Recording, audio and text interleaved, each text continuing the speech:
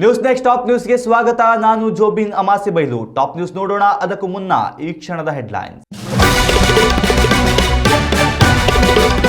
ಬಾಲಕಿಯರಿಗೆ cancer ನಿರೋಧಕ ಲಸಿಕೆ ಕಡ್ಡಾಯವಲ್ಲ, ಹೆಣ್ಣು ಮಕ್ಕಳ ಪೋಷಕರ ತೀರ್ಮಾನವೇ ಅಂತಿಮ, ಆರೋಗ್ಯ ಸಚಿವ ಯುಟಿ ಖಾದರ್ ಮಾಹಿತಿ. ರಾಜ್ಯದ ಶೈಕ್ಷಣಿಕ ಕ್ಷೇತ್ರದಲ್ಲಿ ಎಐ ಕ್ರಾಂತಿ, 9 ರಿಂದ 10ನೇ ತರಗತಿ ಮಕ್ಕಳಿಗೆ ಕೃತಕ ಬುದ್ಧಿಮತ್ತೆ ಪಾಠ, ಸರ್ಕಾರದಿಂದ ಮಹತ್ವದ ನಿರ್ಧಾರ. ರಾಜ್ಯದಲ್ಲಿ ಮುಂಗಾರು ಮತ್ತಷ್ಟು ಚುರುಕು, ಕರಾವಳಿಯಲ್ಲಿ ಮಿತಿ ಮೀರಿದ ಮಳೆ ಅಬ್ಬರ, ಉತ್ತರ ಒಳನಾಡಿನಲ್ಲಿ 50 ಕಿಲೋಮೀಟರ್ ವೇಗದಲ್ಲಿ ಭಾರೀ ಗಾಳಿ. ದೇಶದ ಡಿಜಿಟಲ್ ಪಾವತಿಯಲ್ಲಿ ಹೊಸ ಕ್ರಾಂತಿ, ಇಂಟರ್ನೆಟ್ ನೆಟ್ವರ್ಕ್ ಇಲ್ಲದಿದ್ದರೂ ಇನ್ಮುಂದೆ ಯುಪಿಐ ಪಾವತಿ ಸಾಧ್ಯ, ಎನ್ಎಫ್ಎಸ್ಸಿ ತಂತ್ರಜ್ಞಾನ ಆಧಾರಿತ ಹೊಸ ಸೇವೆಗೆ ಎನ್ಪಿಸಿಐ ಸಜ್ಜು. ಟೋಲ್ ಪ್ಲಾಜಾ ಬಳಿ ವಾಸಿಸುವ ಸ್ಥಳೀಯರಿಗೆ ಎನ್ಎಚ್ಎಐ ಸಿಹಿ ಸುದ್ದಿ, ಇನ್ಮುಂದೆ ಮೊಬೈಲ್ನಲ್ಲೇ ಸಿಗಲಿದೆ ಡಿಜಿಟಲ್ ಲೋಕಲ್ ಪಾಸ್, ರಾಜಮಾರ್ಗ ಯಾತ್ರಾ ಆಪ್ ಮೂಲಕ ಉಚಿತ ಟೋಲ್ ಪಾಸ್. ದೇಶಾದ್ಯಂತ ಮಹಿಳೆಯರಲ್ಲಿ ಹೆಚ್ಚುತ್ತಿರುವ ಗರ್ಭಕಂಠದ ಕ್ಯಾನ್ಸರ್ ತಡೆಗಟ್ಟುವ ಉದ್ದೇಶದಿಂದ ಹಮ್ಮಿಕೊಳ್ಳಲಾಗಿರುವ ಹ್ಯೂಮನ್ ಪ್ಯಾಪಿಲೋಮಾ ವೈರಸ್ ಅಥವಾ HPV ನಿರೋಧಕ ಲಸಿಕಾ ಅಭಿಯಾನಕ್ಕೆ ರಾಜ್ಯ ಸರ್ಕಾರವು ಚಾಲನೆ ನೀಡಿದೆ. ಕೇಂದ್ರ ಸರ್ಕಾರದ ಮಾರ್ಗಸೂಚಿಗಳ ಅನ್ವಯ ರಾಜ್ಯದಲ್ಲೂ 14 ವರ್ಷ ಮೇಲ್ಪಟ್ಟ ಬಾಲಕಿಯರಿಗೆ ಉಚಿತವಾಗಿ ಲಸಿಕೆ ನೀಡುವ ಮಹತ್ವದ ಯೋಜನೆಯನ್ನ ಜಾರಿಗೆ ತರಲಾಗುತ್ತಿದೆ. ಈ ಮಹತ್ವದ ಆರೋಗ್ಯ ಅಭಿಯಾನದ ಕುರಿತು ಸಾರ್ವಜನಿಕ ವಲಯದಲ್ಲಿ ಎದ್ದಿರುವ ಹಲವು ಭಿನ್ನಾಭಿಪ್ರಾಯಗಳು ಹಾಗೂ ಗೊಂದಲಗಳಿಗೆ ಆರೋಗ್ಯ ಮತ್ತು ಕುಟುಂಬ ಕಲ್ಯಾಣ ಸಚಿವ ಯುಟಿ ಖಾದರ್ ಅವರು ಸ್ಪಷ್ಟನೆ ನೀಡಿದ್ದಾರೆ. ಸುದ್ದಿಗಾರರೊಂದಿಗೆ ಮಾತನಾಡಿದ ಸಚಿವರು, ರಾಜ್ಯದಲ್ಲಿ ಯಾವುದೇ ಕಾರಣಕ್ಕೂ ಈ ಕ್ಯಾನ್ಸರ್ ನಿರೋಧಕ ಲಸಿಕೆಯನ್ನ ಬಾಲಕಿಯರ ಮೇಲೆ 100ಕ್ಕೆ 100ರಷ್ಟು ಕಡ್ಡಾಯಗೊಳಿಸುವುದಿಲ್ಲ ಎಂದು ತಿಳಿಸಿದ್ದಾರೆ. ಹೆಣ್ಣು ಮಕ್ಕಳಿಗೆ ಈ ಲಸಿಕೆಯನ್ನು ಹಾಕಿಸಬೇಕೋ ಅಥವಾ ಬೇಡವೋ ಎಂಬ ಸಂಪೂರ್ಣ ಹಕ್ಕನ್ನ ಅವರ ಪೋಷಕರ ವಿವೇಚನೆಗೆ ಮತ್ತು ತೀರ್ಮಾನಕ್ಕೆ ಮುಕ್ತವಾಗಿ ಬಿಡಲಾಗಿದೆ ಎಂದು ಅವರು ಸ್ಪಷ್ಟಪಡಿಸಿದ್ದಾರೆ. ಇದೇ ಸಂದರ್ಭದಲ್ಲಿ ಇತ್ತೀಚೆಗೆ ರಾಜ್ಯದಲ್ಲಿ ವರದಿಯಾಗುತ್ತಿರುವ ಕೊರೋನಾ ಸೋಂಕಿನ ಪ್ರಕರಣಗಳ ಬಗ್ಗೆಯೂ ಮಾತನಾಡಿದ ಅವರು, ಪ್ರಸ್ತುತ ಬದಲಾಗುತ್ತಿರುವ ಹವಾಮಾನದಿಂದಾಗಿ ವೈರಲ್ ಜ್ವರದ ಸೀಸನ್ ಆರಂಭವಾಗಿದ್ದು, ಜನರು ಆಸ್ಪತ್ರೆಗಳಲ್ಲಿ ಪರೀಕ್ಷೆ ಮಾಡಿಕೊಂಡಾಗ ಕೊರೋನಾ ಪಾಸಿಟಿವ್ ಬರುವುದು ಸಹಜ ಪ್ರಕ್ರಿಯೆಯಾಗಿದೆ ಎಂದರು. ಇಂತಹ ವೈರಸ್ಗಳು ಪ್ರಕೃತಿಯಲ್ಲಿ ದೀರ್ಘಕಾಲದವರೆಗೆ ಇರಲಿದ್ದು, ಸಾರ್ವಜನಿಕರು ಅನಗತ್ಯವಾಗಿ ಆತಂಕ ಪಡುವ ಅಗತ್ಯವಿಲ್ಲ ಎಂದು ಅವರು ಹೇಳಿದ್ದಾರೆ. ವೈರಸ್ ಎದುರಿಸಲು ಜನರು ಮಾನಸಿಕವಾಗಿ ಮತ್ತು ದೈಹಿಕವಾಗಿ ಸದೃಢರಾಗಬೇಕಿದೆ.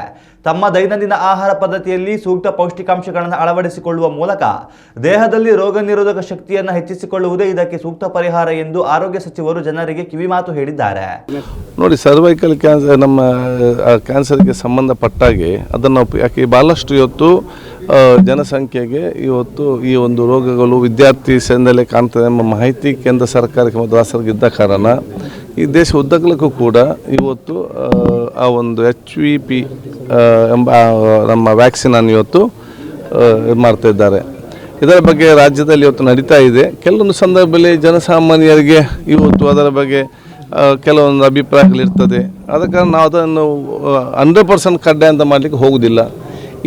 ಈ ಒಂದು ವ್ಯಾಕ್ಸಿನ್ ತಗೊಂಡ್ರೆ ಅದು ಭವಿಷ್ಯದಲ್ಲಿ ನಮ್ಮ ಮಕ್ಕಳನ್ನು ಈ ರೀತಿಯ ರೋಗದಿಂದ ಪಾರು ಮಾಡಲಿಕ್ಕೆ ಅದು ಪ್ರಮುಖವಾದ ಒಂದು ಔಷಧ ಅಂತೇಳಿ ನಾವು ಜನಜಾಗೃತಿ ಮತ್ತು ಸಂದೇಶ ಮತ್ತು ಸಲಹೆ ಸೂಚನೆ ಮಾಡಿ ಪ್ರತಿಯೊಂದು ತಾಯಂದಿರಿಗೆ ಮನೆ ಮಾಹಿತಿಯನ್ನು ಕೊಡ್ತೇವೆ.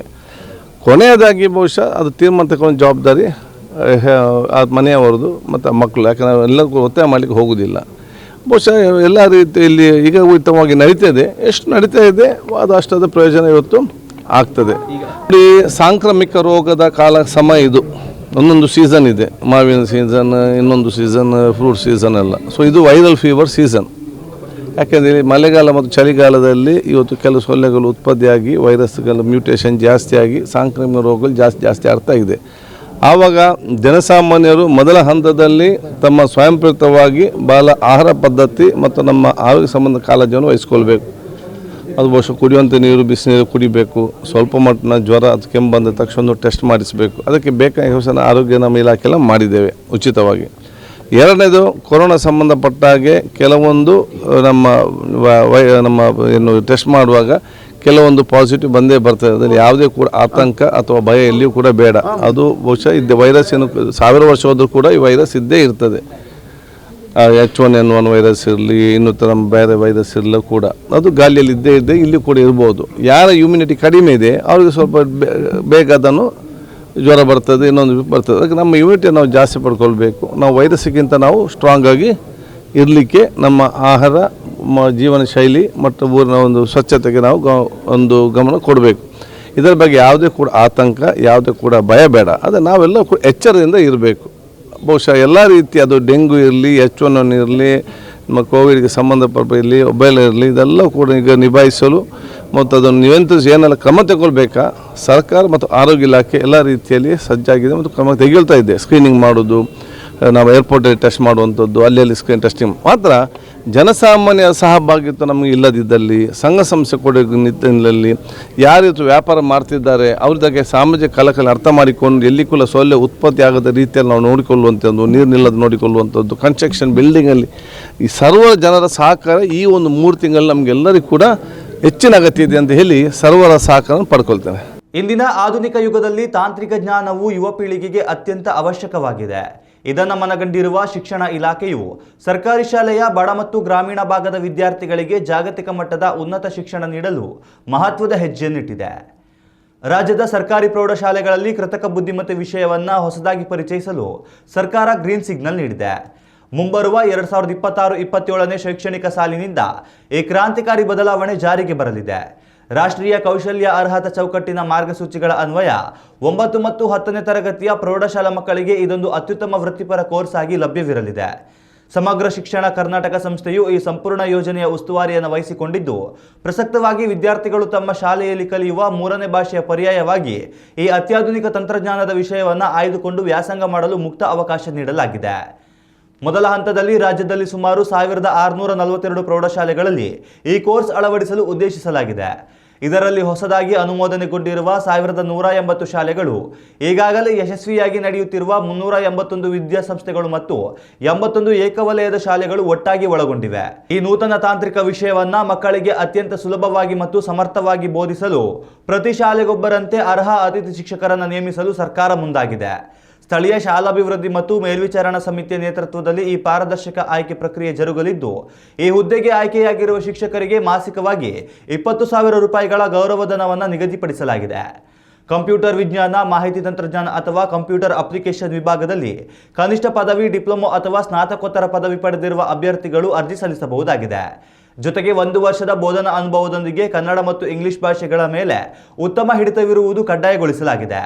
ಸರ್ಕಾರದ ಈ ಡಿಜಿಟಲ್ ಹೆಜ್ಜೆಯು ಗ್ರಾಮೀಣ ವಿದ್ಯಾರ್ಥಿಗಳ ಭವಿಷ್ಯವನ್ನು ಉಜ್ವಲಗೊಳಿಸಲಿದೆ.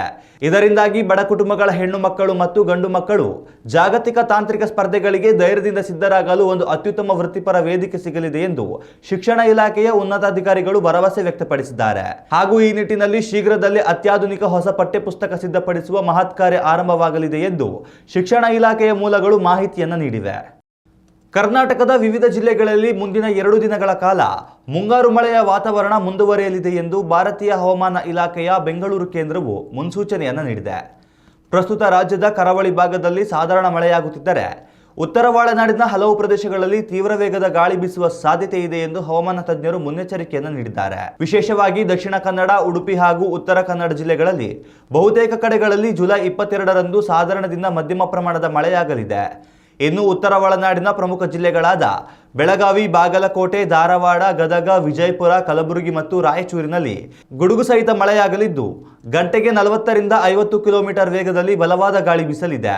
ಬೆಂಗಳೂರು ನಗರ ಮತ್ತು ಗ್ರಾಮಾಂತರ ಸೇರಿದಂತೆ ಮೈಸೂರು, ಕೋಲಾರ, ಹಾಸನ, ಶಿವಮೊಗ್ಗ ಹಾಗೂ ಕೊಡಗು ಜಿಲ್ಲೆಗಳ ಒಳಗೊಂಡ ದಕ್ಷಿಣ ಒಳನಾಡಿನ ಹಲವೆಡೆ ಕೆಲಕಾಲ ಸಾಧಾರಣ ಮಳೆಯಾಗುವ ಮುನ್ಸೂಚನೆ ಇದೆ. ಕಳೆದ 24 ಗಂಟೆಗಳ ಅವಧಿಯಲ್ಲಿ ಉತ್ತರ ಕನ್ನಡ ಜಿಲ್ಲೆಯ ಗೇರುಸೊಪ್ಪದಲ್ಲಿ ಅತ್ಯಧಿಕ 16 ಸೆಂಟಿಮೀಟರ್ ಭಾರಿ ಮಳೆಯಾಗಿದೆ. ಉಳಿದಂತೆ ಜಗಲ್ಬೆಟ್ಟಿನಲ್ಲಿ 14 ಸೆಂಟಿಮೀಟರ್, ಶಿವಮೊಗ್ಗದ ಆಗುಂಬೆ ಮತ್ತು ಉಡುಪಿಯ ಕೊಲ್ಲೂರಿನಲ್ಲಿ ತಲಾ 8 ಸೆಂಟಿಮೀಟರ್ ಹಾಗೂ ಮಂಗಳೂರಿನ ಬೆಳ್ತಂಗಡಿಯಲ್ಲಿ 7 ಸೆಂಟಿಮೀಟರ್ ಮಳೆ ದಾಖಲಾಗಿದೆ. ಜುಲೈ 23ರಂದು ಕೂಡ ಕರಾವಳಿ ಮತ್ತು ಒಳನಾಡಿನ ಹಲವು ಭಾಗಗಳಲ್ಲಿ ಇದೇ ರೀತಿಯ ಹವಾಮಾನ ಮುಂದುವರಿಯಲಿದ್ದು, ಸಾರ್ವಜನಿಕರು ಮತ್ತು ರೈತರು ಅಗತ್ಯ ಮುನ್ನೆಚ್ಚರಿಕೆ ವಹಿಸುವಂತೆ ಇಲಾಖೆ ಕೋರಿದೆ. ಉತ್ತಮ ಸಂಸ್ಕಾರಯುತ ಶಿಕ್ಷಣದೊಂದಿಗೆ VSS English medium CBSE school Udupi Muddur. ನರ್ಸರಿಯಿಂದ 10ನೇ ತರಗತಿವರೆಗೆ ಶಿಕ್ಷಣದ ಜೊತೆಗೆ 5ರಿಂದ 10ನೇ ತರಗತಿವರೆಗಿನ ವಿದ್ಯಾರ್ಥಿನಿಯರಿಗೆ ಉತ್ತಮ ಹಾಸ್ಟೆಲ್ ಸೌಲಭ್ಯವೂ ಇದೆ. ನಿಮ್ಮ ಮಕ್ಕಳ ಪ್ರವೇಶಾತಿಗಾಗಿ ಈ ಸಂಖ್ಯೆಗೆ ಕರೆ ಮಾಡಿ. ದೇಶದಲ್ಲಿ ನಗದು ರಹಿತ ವಹಿವಾಟನ್ನ ಮತ್ತಷ್ಟು ಸರಳಗೊಳಿಸಲು ಭಾರತೀಯ ರಾಷ್ಟ್ರೀಯ ಪಾವತಿ ನಿಗಮವು ಕ್ರಾಂತಿಕಾರಿ ಹೆಜ್ಜೆಯನ್ನಿಟ್ಟಿದೆ. ಇನ್ಮುಂದೆ ಮೊಬೈಲ್ನಲ್ಲಿ ಇಂಟರ್ನೆಟ್ ಸಂಪರ್ಕ ಅಥವಾ ನೆಟ್ವರ್ಕ್ ಸಿಗ್ನಲ್ ಇಲ್ಲದಿದ್ದರೂ ಸಹ ಗ್ರಾಹಕರು ಅತ್ಯಂತ ಸುಲಭವಾಗಿ UPI ಪಾವತಿ ಮಾಡಬಹುದಾದ ನೂತನ ತಂತ್ರಜ್ಞಾನ ಆಧಾರಿತ ಯೋಜನೆಯನ್ನು ಜಾರಿಗೆ ತರಲು ಸರ್ಕಾರ ಸಂಪೂರ್ಣವಾಗಿ ಸಜ್ಜಾಗಿದೆ. ಗ್ರಾಮೀಣ ಭಾಗಗಳು, ಸುರಂಗ ಮಾರ್ಗಗಳು ಹಾಗೂ ವಿಮಾನ ಪ್ರಯಾಣದಂತಹ ನೆಟ್ವರ್ಕ್ ರಹಿತ ಪ್ರದೇಶಗಳಲ್ಲಿ ಡಿಜಿಟಲ್ ಪಾವತಿ ಮಾಡಲು ಎದುರಾಗುತ್ತಿರುವ ದೊಡ್ಡ ಸಮಸ್ಯೆಗೆ ಈ ತಂತ್ರಜ್ಞಾನವು ಶಾಶ್ವತ ಪರಿಹಾರ ನೀಡಲಿದೆ. ಇದಕ್ಕಾಗಿ ನಿಯರ್ ಫೀಲ್ಡ್ ಕಮ್ಯುನಿಕೇಷನ್ ಎಂಬ ಶಾರ್ಟ್ ರೇಂಜ್ ವೈರ್ಲೆಸ್ ತಂತ್ರಜ್ಞಾನವನ್ನು ಬಳಸಿಕೊಳ್ಳಲಾಗುತ್ತಿದೆ. ಈ ವ್ಯವಸ್ಥೆಯಡಿ ಗ್ರಾಹಕರು ಸ್ಮಾರ್ಟ್ಫೋನ್ ಅನ್ನು ಅಂಗಡಿಗಳಲ್ಲಿ ಪಾಯಿಂಟ್ ಆಫ್ ಸೇಲ್ ಟರ್ಮಿನಲ್ ಅಥವಾ ಯಾವುದೇ ಹಣ ಸ್ವೀಕೃತಿ ಸಾಧನದ ಹತ್ತಿರ ಕೊಂಡೊಯ್ದು ಸ್ಕ್ಯಾನ್ ಮಾಡುವ ಮಾದರಿಯಲ್ಲಿ ಸ್ಪರ್ಶಿಸಿದರೆ ಸಾಕು, ತಕ್ಷಣವೇ ಸುರಕ್ಷಿತವಾಗಿ ಹಣ ವರ್ಗಾವಣೆಯಾಗುತ್ತದೆ. ಈ ಹಿಂದೆ ಜಾರಿಯಲ್ಲಿದ್ದ ಆಫ್ಲೈನ್ ಡಿಜಿಟಲ್ ಪಾವತಿ ವಿಧಾನಗಳಿಗೆ ಕಡ್ಡಾಯವಾಗಿ GSM ನೆಟ್ವರ್ಕ್ ಅಥವಾ USSD ಕೋಡ್ಗಳ ಅಗತ್ಯವಿರುತ್ತಿತ್ತು. ಆದರೆ ಪ್ರಸ್ತುತ NPCI ಪರಿಚಯಿಸುತ್ತಿರುವ ವ್ಯವಸ್ಥೆಗೆ ಯಾವುದೇ ಫೋನ್ ಲೈನ್ ಅಥವಾ ಸಿಮ್ ಕಾರ್ಡ್ ಸಿಗ್ನಲ್ ಬೇಕಾಗಿರುವುದಿಲ್ಲ. ಸದ್ಯಕ್ಕೆ ಭದ್ರತಾ ಕಾರಣಗಳ ಹಾಗೂ ಗ್ರಾಹಕರ ಹಿತದೃಷ್ಟಿಯಿಂದ ಈ ಇಂಟರ್ನೆಟ್ ರಹಿತ ಸೇವೆಯ ಮೂಲಕ ಗರಿಷ್ಠ 2,000 ರೂಪಾಯಿ ಒಳಗಿನ ಹಣದ ಪಾವತಿಗೆ ಮಾತ್ರ ಮಿತಿಯನ್ನು ನಿಗದಿಪಡಿಸಲಾಗಿದೆ. ಗ್ರಾಹಕರು ಈ ಅದ್ಭುತ ಸೌಲಭ್ಯವನ್ನು ಪಡೆಯಲು ಮೊದಲು ತಮ್ಮ ಮೊಬೈಲ್ನಲ್ಲಿ UPI ಲೈಟ್ ಆ್ಯಪ್ ಅನ್ನು ಇನ್ಸ್ಟಾಲ್ ಮಾಡಿಕೊಂಡು ಅದರಲ್ಲಿರುವ ಡಿಜಿಟಲ್ ವ್ಯಾಲೆಟ್ಗೆ ಹಣವನ್ನು ಜಮೆ ಮಾಡಿಕೊಳ್ಳಬೇಕಾಗುತ್ತದೆ. ದಿನದ 24 ಗಂಟೆಯೂ ಲಭ್ಯವಿರುವ ಈ ಆಫ್ಲೈನ್ ಸೇವೆಯು ದೇಶದ ಕುಗ್ರಾಮಗಳಲ್ಲೂ ಆರ್ಥಿಕ ವ್ಯವಹಾರವನ್ನು ಡಿಜಿಟಲೀಕರಣಗೊಳಿಸಲು ನೆರವಾಗಿದೆ. ರಾಷ್ಟ್ರೀಯ ಹೆದ್ದಾರಿಗಳಲ್ಲಿ ಸಂಚರಿಸುವ ವಾಹನ ಸವಾರರ ಪ್ರಯಾಣವನ್ನು ಮತ್ತಷ್ಟು ಸುಲಭಗೊಳಿಸಲು ಭಾರತೀಯ ರಾಷ್ಟ್ರೀಯ ಹೆದ್ದಾರಿ ಪ್ರಾಧಿಕಾರವು ಅತ್ಯಾಧುನಿಕ ಡಿಜಿಟಲ್ ತಂತ್ರಜ್ಞಾನ ಆಧಾರಿತ ಯೋಜನೆಯನ್ನು ಪರಿಚಯಿಸಿದೆ. ಹೆದ್ದಾರಿಗಳ ಟೋಲ್ ಪ್ಲಾಜಾಗಳ ಸಮೀಪ ವಾಸಿಸುವ ಸ್ಥಳೀಯ ನಾಗರಿಕರು ಇನ್ಮುಂದೆ ಕಚೇರಿಗಳಿಗೆ ಅಲೆಯದೆ ಮನೆಯಲ್ಲೇ ಕುಳಿತು ತಮ್ಮ ಮೊಬೈಲ್ ಮೂಲಕವೇ ಡಿಜಿಟಲ್ ಲೋಕಲ್ ಪಾಸ್ ಪಡೆದುಕೊಳ್ಳುವ ವಿನೂತನ ಸೌಲಭ್ಯವನ್ನು ಕೇಂದ್ರ ಸರ್ಕಾರ ಅಧಿಕೃತವಾಗಿ ಆರಂಭಿಸಿದೆ. ಈ ಹೊಸ ನಿಯಮದ ಪ್ರಕಾರ ಯಾವುದೇ ಟೋಲ್ ಕೇಂದ್ರದಿಂದ ಕೇವಲ 20 ಕಿಲೋಮೀಟರ್ ವ್ಯಾಪ್ತಿಯ ಒಳಗಡೆ ವಾಸಿಸುವ ಸಾರ್ವಜನಿಕರು ಈ ಡಿಜಿಟಲ್ ಪಾಸ್ ಸೌಲಭ್ಯಕ್ಕೆ ಅರ್ಹರಾಗಿರುತ್ತಾರೆ. ಈ ವಿಶೇಷ ಸೌಲಭ್ಯವನ್ನು ಒಮ್ಮೆ ಪಡೆದುಕೊಂಡರೆ ಸ್ಥಳೀಯ ಸವಾರರು ಇಡೀ 1 ತಿಂಗಳ ಅವಧಿಯವರೆಗೆ ಆ ನಿರ್ದಿಷ್ಟ ಟೋಲ್ ಪ್ಲಾಜಾ ಮೂಲಕ ಉಚಿತವಾಗಿ ಎಷ್ಟು ಬಾರಿಯಾದರೂ ಸಂಚರಿಸಲು ಮುಕ್ತ ಅವಕಾಶ ಕಲ್ಪಿಸಲಾಗಿದೆ. ಹಳೆಯ ಪದ್ಧತಿಯಂತೆ ಈ ಹಿಂದೆ ಸ್ಥಳೀಯ ರಿಯಾಯಿತಿ ಪಾಸ್ ಪಡೆಯಲು ವಾಹನ ಚಾಲಕರು ತಮ್ಮ ಆಧಾರ್ ಕಾರ್ಡ್, ವಾಹನ ನೋಂದಣಿ ಪತ್ರ ಹಾಗೂ ನಿವಾಸದ ದೃಢೀಕರಣದ ಪತ್ರದ ನಕಲು ಪ್ರತಿಗಳೊಂದಿಗೆ ನೇರವಾಗಿ ಟೋಲ್ ಪ್ಲಾಜಾಗಳಿಗೆ ತೆರಳಿ ಗಂಟೆಗಟ್ಟಲೆ ಕಾಯಬೇಕಿತ್ತು. ಆದರೆ ಇನ್ನು ಮುಂದೆ ಸಾರ್ವಜನಿಕರು ಕೇಂದ್ರ ಸರ್ಕಾರದ ಅಧಿಕೃತ ರಾಜಮಾರ್ಗ ಯಾತ್ರಾ ಮೊಬೈಲ್ ಆ್ಯಪ್ ಬಳಸಿಕೊಂಡು ಕೇವಲ ಕೆಲವೇ ನಿಮಿಷಗಳಲ್ಲಿ ಡಿಜಿಟಲ್ ಪಾಸ್ ಅನ್ನ ಆನ್ಲೈನ್ ಮೂಲಕವೇ ಪಡೆದುಕೊಳ್ಳಬಹುದು. ಈ ಆನ್ಲೈನ್ ಅರ್ಜಿಯ ಪಾರದರ್ಶಕತೆ ಮತ್ತು ಅರ್ಹತೆಯನ್ನ ಅತ್ಯಂತ ನಿಖರವಾಗಿ ಪರಿಶೀಲಿಸಲು ಪ್ರಾಧಿಕಾರವು GIS ಆಧಾರಿತ ಅತ್ಯಾಧುನಿಕ ಮ್ಯಾಪಿಂಗ್ ತಂತ್ರಜ್ಞಾನವನ್ನು ಅಳವಡಿಸಿಕೊಂಡಿದೆ. ಈ ಸಿಸ್ಟಮ್ ಅರ್ಜಿದಾರರ ನಿವಾಸವು ಟೋಲ್ನಿಂದ ನಿಗದಿತ 20 ಕಿಲೋಮೀಟರ್ ವ್ಯಾಪ್ತಿಯಲ್ಲಿಯೇ ಇದೆಯೇ ಎಂಬುದನ್ನು ಸ್ವಯಂಚಾಲಿತವಾಗಿ ಪತ್ತೆ ಹಚ್ಚುತ್ತದೆ. ಸದ್ಯಕ್ಕೆ ಈ ನೂತನ ವ್ಯವಸ್ಥೆಯನ್ನು ದೆಹಲಿಯ ಅರ್ಬನ್ ಎಕ್ಸ್ಟೆನ್ಷನ್ ರಸ್ತೆ 2ರಲ್ಲಿ ಇರುವ ಮುಂಡ್ಕಾ ಬರ್ಕವಾಲ ಟೋಲ್ ಕೇಂದ್ರದಲ್ಲಿ ಪ್ರಾಯೋಗಿಕವಾಗಿ ಚಾಲನೆಗೊಳಿಸಲಾಗಿದ್ದು, ಮುಂಬರುವ ದಿನಗಳಲ್ಲಿ ಇದನ್ನು ಕರ್ನಾಟಕ ಸೇರಿದಂತೆ ದೇಶದಾದ್ಯಂತ ಇರುವ ಎಲ್ಲ ಟೋಲ್ ಪ್ಲಾಜಾಗಳಿಗೂ ವಿಸ್ತರಿಸಲು ಹೆದ್ದಾರಿ ಪ್ರಾಧಿಕಾರ ನಿರ್ಧರಿಸಿದೆ. ಇನ್ನಷ್ಟು ತಾಜಾ ಸುದ್ದಿಗಳಿಗಾಗಿ ನೋಡ್ತಾ ಇರಿ ನ್ಯೂಸ್ ನೆಕ್ಸ್ಟ್. ಇದು ವರ್ತಮಾನದ ಕೈಗನ್ನಡಿ. ಉತ್ತಮ ಸಂಸ್ಕಾರಯುತ ಶಿಕ್ಷಣದೊಂದಿಗೆ VSS English medium CBSE school, Udupi Muddur. ನರ್ಸರಿಯಿಂದ 10ನೇ ತರಗತಿವರೆಗೆ ಶಿಕ್ಷಣದ ಜೊತೆಗೆ 5ರಿಂದ 10ನೇ ತರಗತಿವರೆಗಿನ ವಿದ್ಯಾರ್ಥಿನಿಯರಿಗೆ ಉತ್ತಮ ಹಾಸ್ಟೆಲ್ ಸೌಲಭ್ಯವೂ ಇದೆ. ನಿಮ್ಮ ಮಕ್ಕಳ ಪ್ರವೇಶಾತಿಗಾಗಿ ಈ ಸಂಖ್ಯೆಗೆ ಕರೆ ಮಾಡಿ.